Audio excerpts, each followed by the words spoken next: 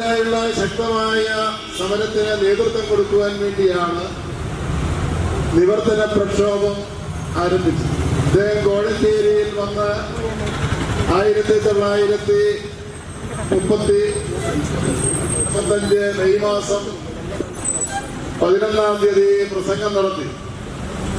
ആ പ്രസംഗം മധ്യ തിരുവിതാംകൂറിലെ ഒട്ടാകെ ജനങ്ങളെ ഇളക്കിയ ഒരു പ്രസംഗമായിരുന്നു.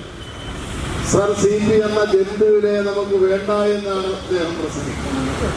അത്രമാത്രം പറഞ്ഞു കൊടുക്കേണ്ട ഒരു കാലഘട്ടത്തിലേക്കാണ് പോയിക്കൊണ്ടിരിക്കുന്നത്. കാരണം സാമൂഹ്യ പരിഷ്കർത്താക്കളെയും നമ്മുടെ സമൂഹത്തിന്റെ പുരോഗതിയിലേക്ക് നയിച്ച വ്യക്തികളെയും ഒക്കെ നമസ്കരിച്ചുകൊണ്ട് മുന്നോട്ട് പോകുന്ന ഒരു കാലഘട്ടമാണ്.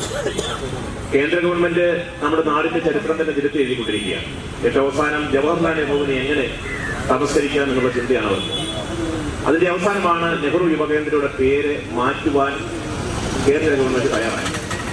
എന്ന് പറയുന്നത് പോലെ കേരളത്തിലും നിരവധി സാമൂഹ്യ പരിഷ്കർത്താക്കളും നമുക്ക് ശക്തമായി കേരളത്തെ ഇതുപോലെ സൃഷ്ടിക്കുന്നതിൽ നേതൃത്വം കൊടുത്ത നിരവധി വ്യക്തിത്വമുണ്ട്. അതിൽ മുൻപന്തിയിൽ നിൽക്കുന്ന ഒരു വ്യക്തിത്വമാണ് CK. അദ്ദേഹം ഒരു ഈശ്വരവിശ്വാസി അല്ലായിരുന്നു, എനിക്കറിയാം, നിരീശ്വരവാദിയായി. അദ്ദേഹം പറഞ്ഞ പല പ്രശ്നങ്ങളും വിവാദമായിട്ട് ഇവിടെ കോഴഞ്ചേരിയിലെ പ്രസംഗത്തെ കുറിച്ച് ബഹുമാന DC പ്രസിഡന്റ് പോയി അതിനേക്കാളും വലിയ പ്രസംഗമായിരുന്നു അദ്ദേഹം നടത്തിയത്. ഉത്തരവാദിത്വമുണ്ട്. ഈ പ്രസംഗിക്കുന്ന എനിക്കും ഈ യോഗത്തിൽ പങ്കെടുക്കുന്നവർക്കും ഈ സമൂഹത്തിന് ഉത്തരവാദിത്വമുണ്ട് എന്ന് മാത്രം ഈ സമയത്ത് ഞാൻ നോക്കുകയാണ്. തീർച്ചയായിട്ടും സ്വാതന്ത്ര്യ സമര പോരാട്ട ചരിത്രത്തിൽ ഏറ്റവും ഐതിഹാസികമായ സംഭവമായിരുന്നു CK ശിവന്റെ കോഴഞ്ചേരി പ്രസംഗം. അദ്ദേഹത്തിന്റെ കോഴഞ്ചേരി പ്രസംഗത്തോട് കൂടി തന്നെ ഈ മധ്യ തിരുവിതാംകൂറിലും പ്രത്യേകിച്ച് ക്രൈസ്തവ മാരാമൺ കൺവെൻഷൻ, ചെറുവപ്പഴ കൺവെൻഷൻ ഒക്കെയായി ബന്ധപ്പെട്ടുള്ള അവിടുത്തെ എല്ലാ ആളുകളുടെയും ഒരു മതേതര കൂട്ടായ്മയായി പ്രവർത്തനങ്ങൾ നടത്തിയാൽ നമുക്ക് നല്ല നേട്ടം.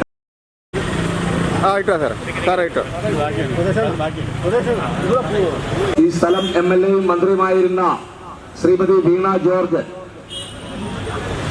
അതിന്റെ റിനോവേഷൻ എന്ന് പറഞ്ഞ് ഒരു 1.5 വർഷം ആ പ്രതിമ ഇവിടുന്ന് എടുത്തുകൊണ്ട് പോയി. കഴിഞ്ഞ ദിവസം അതിവിടെ കൊണ്ടുവന്ന് സ്ഥാപിച്ചപ്പോൾ ഒരു കോൺഗ്രസിന്റെ നേതാക്കന്മാരെയോ പഞ്ചായത്തിന്റെ സ്ഥലത്ത് പഞ്ചായത്ത് പ്രസിഡന്റ് അധ്യക്ഷയാകേണ്ട പരിപാടിക്ക് പഞ്ചായത്ത് പ്രസിഡന്റിനെ പോലും വിളിക്കാതെ CPM-ന്റെ പരിപാടിയാക്കി മാറ്റിക്കൊണ്ട് പോകുന്ന ഒരു കാഴ്ചയാണ് നമ്മൾ കണ്ടത്. കോൺഗ്രസിന്റെ നേതാക്കന്മാരെ തട്ടിയെടുക്കുവാൻ BJP ഉൾപ്പെടെ CPM ഉൾപ്പെടെ ശ്രമിച്ചുകൊണ്ടിരിക്കുന്ന ഒരു കാലഘട്ടമാണ്.